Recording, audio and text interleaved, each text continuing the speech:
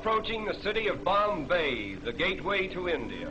And the first view that comes to our attention is the gate itself, an admirable illustration of Great Britain's constructive influence.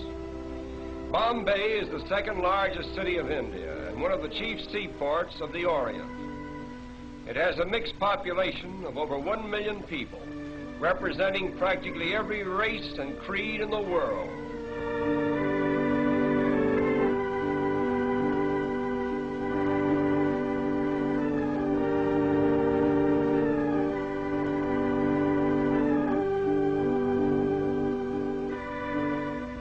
The Taj Mahal Hotel is unquestionably the most pretentious one in all of India.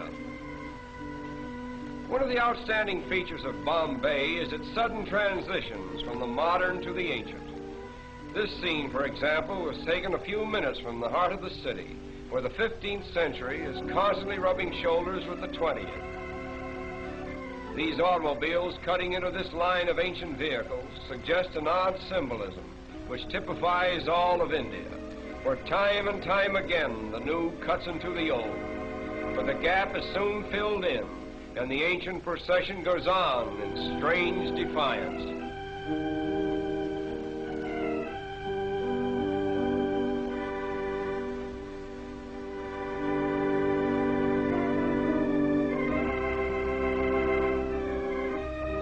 At the famous race course in Bombay, we are again transported into another world, for here is gathered representatives of every nationality, creed, and color. The course itself is considered to be the most picturesque, if not the finest in the Orient. We are particularly interested in the costumes worn by the Parsi women. The Parsis are the descendants of exiled Persians.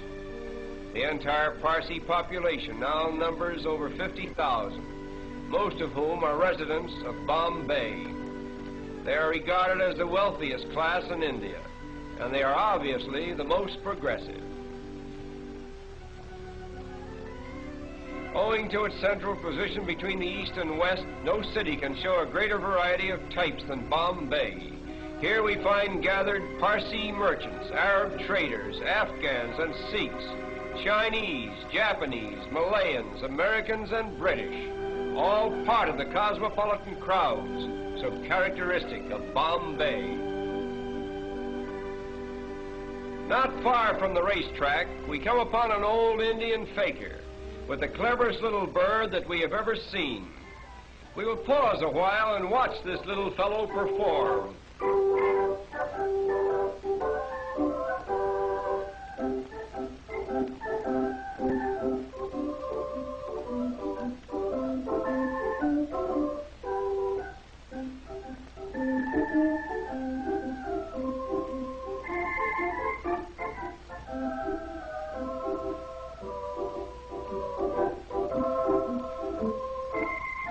All this work is just to get a little seed that is lodged in a tiny bucket.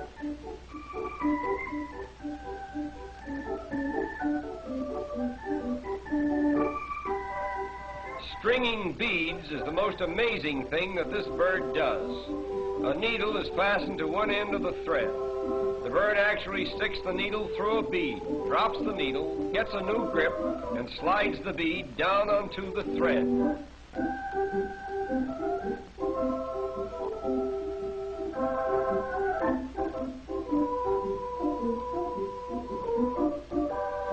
But there is much more to see, and our time is limited.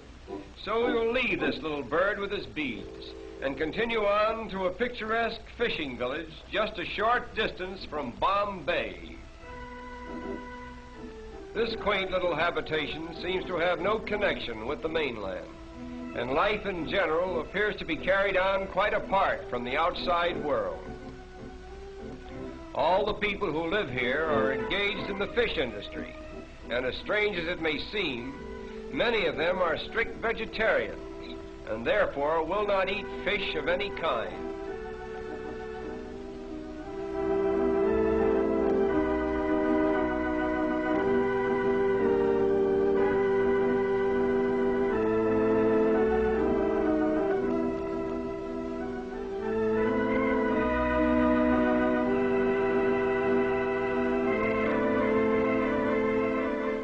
Even in this peaceful little village, there is a rigid system of caste. Here we find two attractive young ladies of the proud fisherfolk class. The dress each is wearing is called a sari. It is a one-piece garment which unwinds to about 8 yards in length. Look closely at these young ladies and you will see a round dot in the center of their foreheads. This dot, which is usually made of red paint, signifies that the wearer is married or eligible for marriage. The flower pot before which they are standing contains the sacred Tulsi plant, an emblem of virtue, which is worshipped exclusively by Indian girls. The story goes that a certain virtuous maiden named Tulsi was changed into a plant just as she was about to be assaulted by a demon. Thus, the Tulsi plant became a shrine of chastity for virtuous Indian girls. The chief occupation for the women of this village is in drying and preparing the fish which is caught by the men. The method for treating the fish is to first soak them in salt and then lay them out on the sun-baked ground. When they are thoroughly dried, they are tied in small bundles and sent to market. These women are treating a smaller species of shrimp, which is swept about in this manner until it is sufficiently salted and dried. It is then used in preparing the famous Indian curry. No picture of India could possibly be complete without a view of its royal elephants on parade.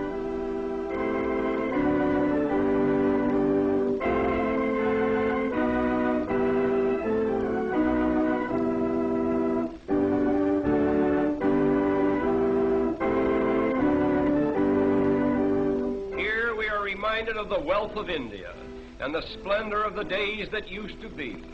This is just a rare and special occasion, staged by one of the wealthy Maharajas at a grand social event. The headpieces worn by these elephants are made of solid gold and are studded with magnificent jewels. But now our journey is coming to an end. We will take one last look at Bombay before we draw our visit to a close. To the observing tourist, this view is more than just a picture. It is Bombay, the gateway to India. Through it flows the commerce of an empire. Great commercial houses, stately public buildings, and educational institutions flank its broad thoroughfares. Railways converge here from every state in India, and steamship routes diverge to the ends of the earth. Such has been the first constructive imprint of Western civilization upon this much talked of and generally misunderstood country. And so our journey ends. We bid farewell to Bombay, the gateway to India.